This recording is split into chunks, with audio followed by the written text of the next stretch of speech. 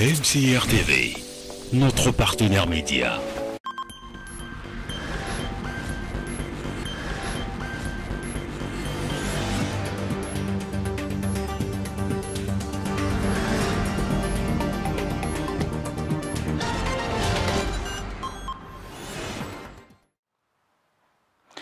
Bien, chers téléspectateurs de MCR TV NF, mesdames, messieurs, merci de nous accueillir chez vous par le troussement de la lucarne de votre poste téléviseur pour vous informer. Voici la vitrine de cette grande édition. Dans l'optique de l'autonomisation de la femme, les institutions féminines congolaises tiennent la dragée haute, nonobstant quelques moments de faiblesse. Le constat d'Amélia Baker à suivre dans cette édition Puis en culture. Après un passage pertinent dans l'animation radiophonique et télévisuelle sur MCR TV NF, notre consoeur Nénette Renak excelle aujourd'hui dans le 7e art, où elle vient d'être primée en qualité de meilleure actrice de cinéma. Le point suivre également. Enfin, en sport, nous parlerons des élections au niveau de la Fédération congolaise de basketball. Dans une poignée de secondes, les détails.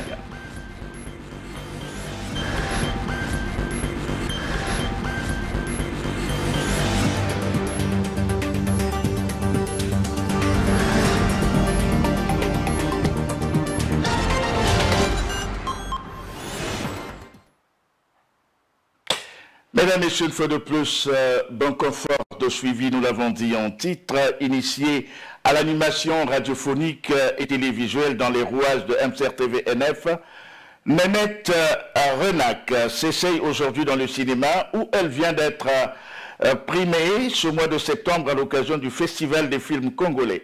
Les détails dans ce reportage que je vous propose de suivre. Nénette Renak, ancienne animatrice de radio et de télévision sur MCR TV NF, a été primée à l'occasion du Festival des films congolais, tenu ce mois de septembre à Pointe-Noire. L'heureuse récipiendaire témoigne de ses prix. Alors tout d'abord, pour la première reconnaissance, le prix de meilleure actrice, je l'ai reçu pour mon interprétation du rôle de Sonia dans le film Le Destin, du producteur Paul Lebon. Ce qui a permis aussi au film Le Destin de pouvoir gagner le prix de long métrage, qui est donc la deuxième reconnaissance que j'ai reçue en ce qui concerne le Festival des films congolais. Elle a aussi saisi cette opportunité pour faire une économie de mots de la trame de l'œuvre qui a fait valoir ses mérites, tout en rappelant son passage de l'animation télévisuelle au 7e art. Le Destin, c'est un film qui relate la vie, des faits réels en ce qui concerne la vie de Pointe-Noire, il faut dire le Congo en général. C'est l'histoire d'une femme qui a élevé seule ses deux enfants qu'elle a eu avec deux pères différents. Et tellement qu'elle a souffert pour élever ses enfants, elle veut à tout prix récupérer l'argent de ses dépenses sur la vie de ses enfants. Malheureusement pour elle, c'est pas ce que les enfants vont pouvoir lui permettre de réaliser, parce qu'elle va avoir deux enfants de deux caractères différents. L'autre qui sera ancré sur la prière, qui ne suivra pas donc ses pas, et l'autre plus têtu et vraiment très difficile à gérer, qui est donc Sonia, le rôle que j'interprète, impoli, immature, têtu. Et alors la transmutation s'est faite de quelle façon? 2017, j'étais déjà présentatrice télé-radio, et nous avons eu la présence de Rodrigue Ngolo qui est arrivé, et c'est Rodrigue Ngolo qui m'a donné le goût du cinéma. Il m'a fait comprendre que Nénette, tu sais, le cinéma et le journalisme, ça va de pair. Il n'y a rien à perdre, tu feras que la même chose. Ce que tu fais devant la caméra pendant tes animations, ben, tu peux faire la même chose devant la même caméra pour tourner un film. Vivement que la carrière cinématographique de notre jeune consoeur porte des fruits et des fruits en abondance. Puisqu'on a parlé d'une actrice, restons dans le registre de la femme pour signifier que la promotion de la femme fait du chemin au Congo-Brazzaville. Plusieurs activités de sensibilisation sur l'émancipation et l'autonomisation de la femme sont entreprises dans la capitale Brazzaville. À Pointe-Noire, ces activités sont soutenues par la société civile qui s'active autour sur plusieurs fronts. Le point avec Amélia Baker. Après une période chaude d'action en faveur de la promotion de la femme à Pointe-Noire, une froideur semble s'être installée car de moins en moins, des activités se tiennent dans ce sens. Pour Bernadette Befangayaou, une habituée des questions féminines, les activistes n'ont pas du tout croisé les bras. Nous allons vers les veuves qu'on essaie de mettre dehors, vers les femmes qui sont battues. Nous travaillons toujours avec la police et la gendarmerie pour ces causes-là, mais je ne vois pas qu'il y a une baisse. Pointe-Noire, on a toujours des activités, nous lançons toujours, nous avons toujours des sessions de sensibilisation, nous avons toujours là donc des fiches d'identification, nous sommes en train d'identifier les personnes, donc nous les associations, les ONG, nous sommes en train la plateforme des VBG, nous sommes en train de les identifier. La lutte pour la promotion de la femme ne cesse de connaître des avancées, dont celles enregistrées dans le domaine de l'informel et dans la gestion des violences à l'égard des femmes, estime Bernadette Befangayaou. En tant qu'activiste, moi je trouve qu'on est beaucoup avancé. Parce que hier, la femme, surtout je prends l'exemple de la veuve pouvait te pleurer pendant 3 ans, pendant 2 ans. Et là, la veuve sait que, bon, j'ai perdu une personne qui est partie, mais la vie continue parce que j'ai des enfants. Il faut que j'ai la prise en charge de mes enfants. Il faudrait que je me relève pour pouvoir faire quelque chose. Donc, en réalité, la femme aujourd'hui, elle s'est dit, mais maintenant, je ne dois pas être... il faut que je me lève, que je sois debout. Madame la ministre vient pour dynamiser en fait la femme, redonner la femme du tonus pour dire tu peux faire quelque chose, tu peux travailler. Représentant plus de 50% de la population totale, les femmes apportent une contribution importante dans les domaines de la vie politique, économique et sociale du pays. L'espace dédié pour abriter le marché de Vindaloo change de visage au vu des travaux qui y sont exécutés depuis le début du mois de septembre. Travaux relatifs à l'aménagement des hangars et tables du dit marché censés accueillir les vendeurs et vendeuses du marché Tister. Le constat dans ce tellement. Il y a peu, les vendeurs d'agrégats évoquaient leur délocalisation sur ce site après concertation avec les autorités municipales. Aujourd'hui, l'espace revêt déjà 2 hangars, des signes prouvant finalement l'érection du marché de Vindaloo dans cet espace censé accueillir plus de 5000 tables.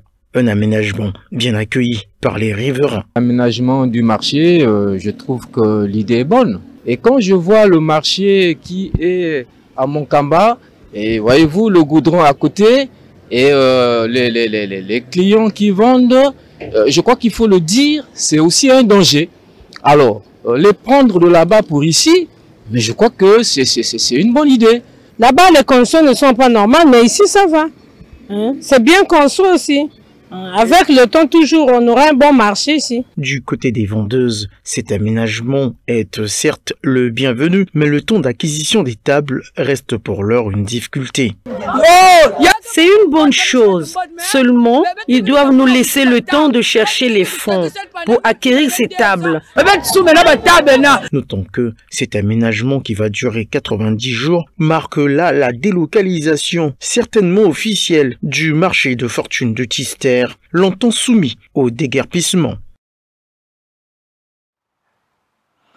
Digitaliser et numériser le processus de fabrication des pièces d'état civil, tel est l'engagement pris par le gouvernement de la République à l'occasion de la célébration le 16 septembre dernier de la Journée internationale de l'identité.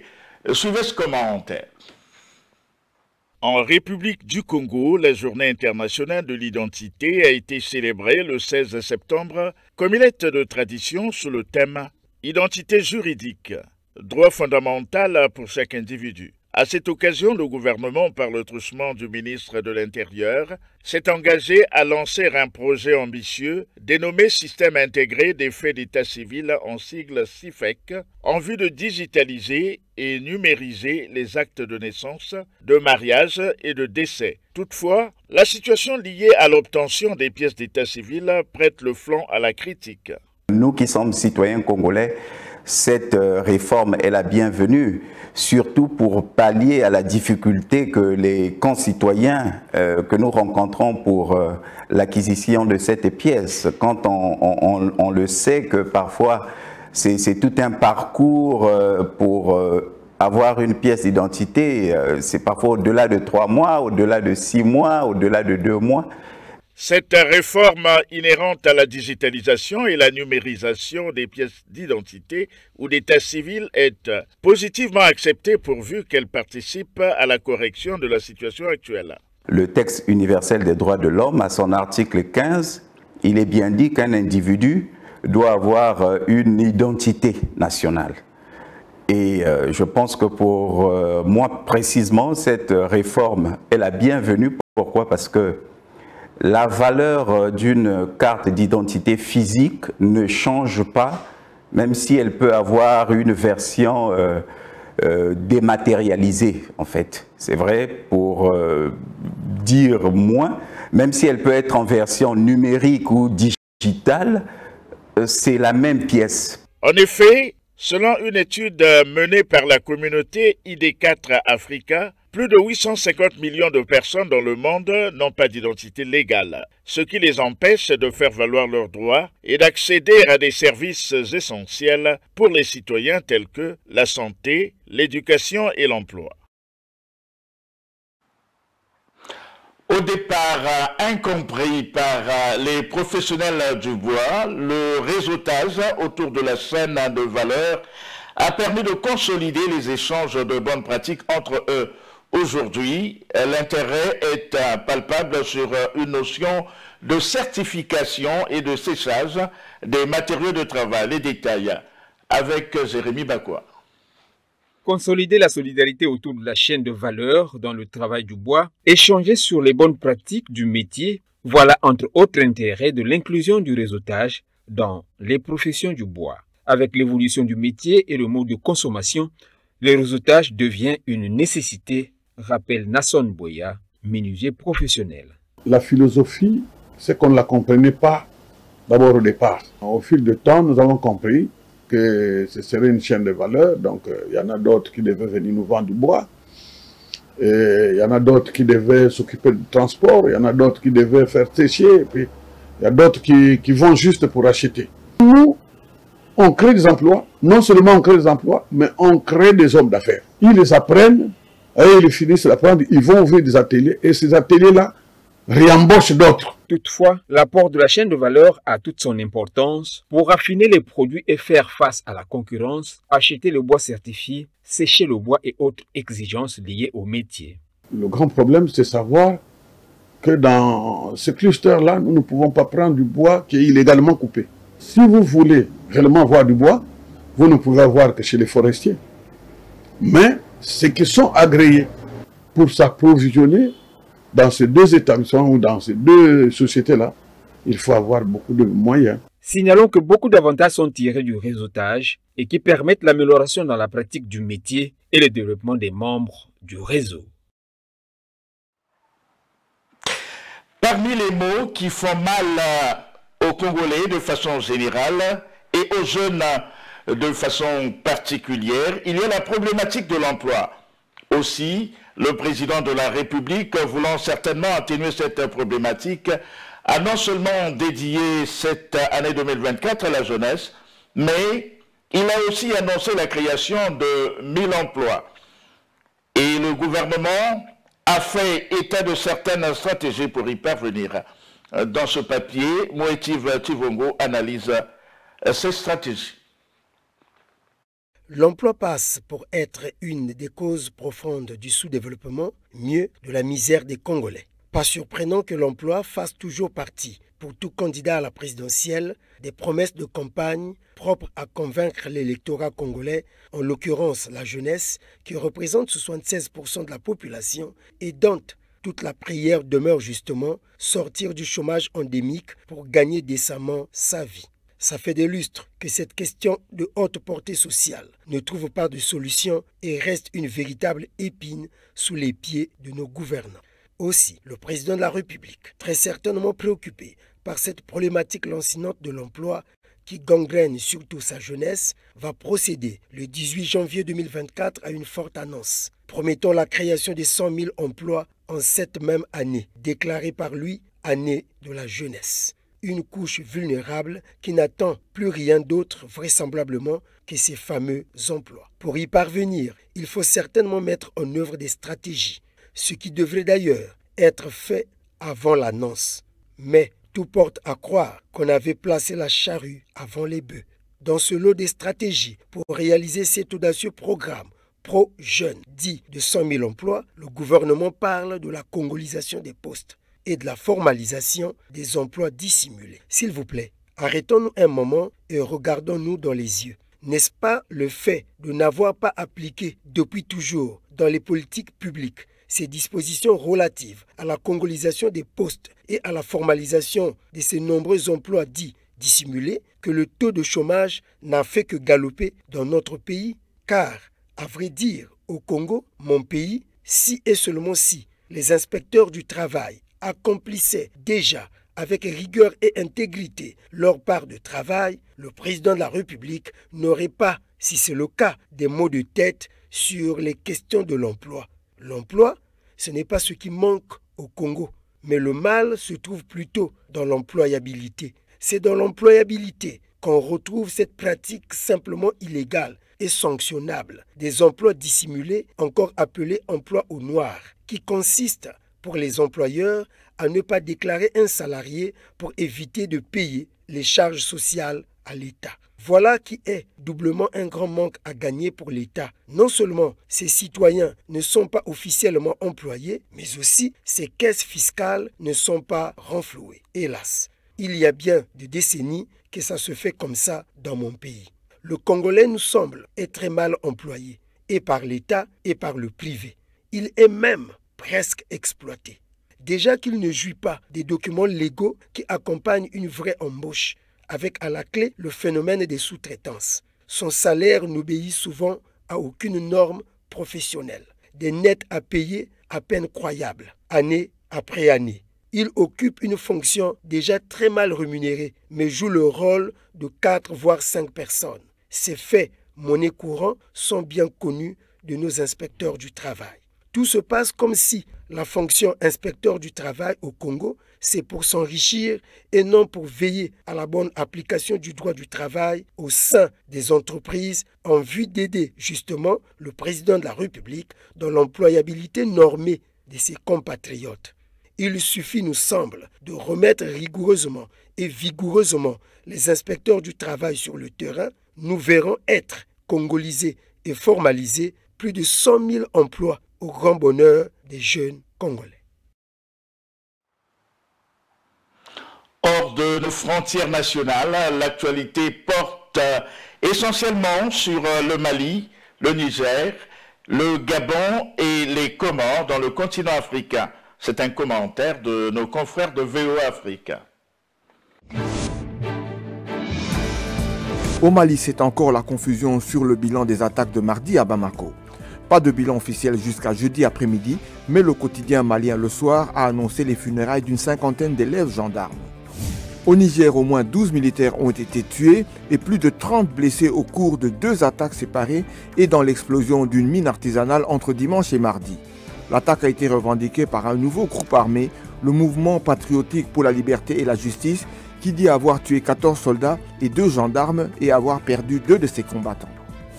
Au Gabon, l'ex-président Ali Bongo Ondimba, déposé en août par une junte militaire, a annoncé son renoncement définitif à la politique et demande clémence pour sa famille victime, selon lui, de violences et tortures.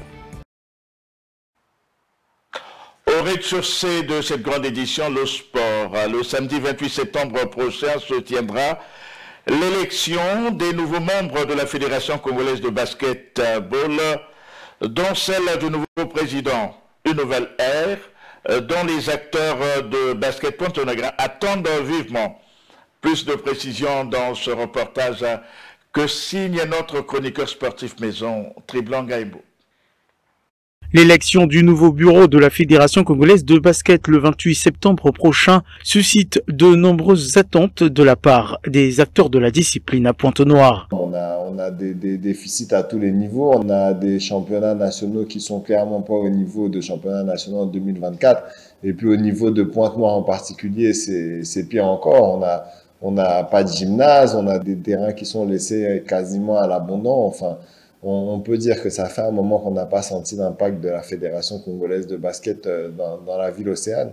C'est d'abord les infrastructures, telles que la ville de Pointe-Noire. On se débrouille à jouer dans des terrains non réglementaires, non couverts, et ça pose problème aussi. Mais malgré ça, on s'efforce, nous, les dirigeants, les entraîneurs de Pointe-Noire, pour essayer un peu de garder le niveau du basketball au niveau du pays, quoi. L'un d'eux souligne le manque de formation des acteurs de cette discipline. Il n'y a pas de formation, surtout au niveau de Pointe-Noire. Ça s'arrête seulement au niveau de Brazza.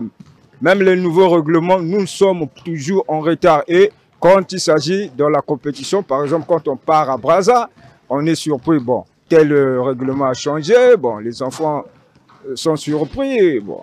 Toutefois, l'épineuse situation de la sanction du Congo par la Fédération internationale de basketball qui perdure depuis 8 ans a aussi été évoquée. J'espère que le basket congolais va retrouver ses lettres de noblesse et refaire parler de lui au moins au niveau sous-régional ou régional. Et pourquoi pas au niveau international? Il y a d'autres pays qui l'ont fait avant nous, le Sud-Soudan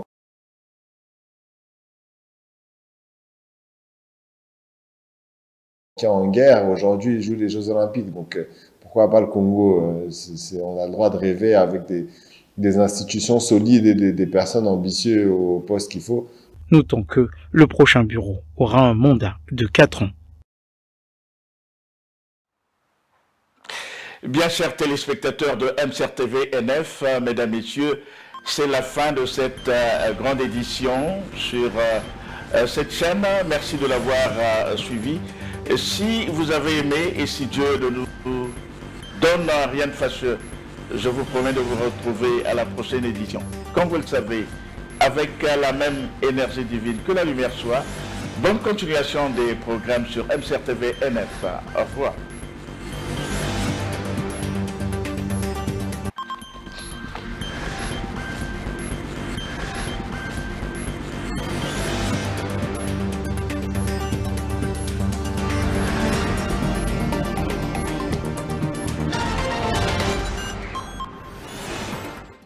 MCR TV, notre partenaire média.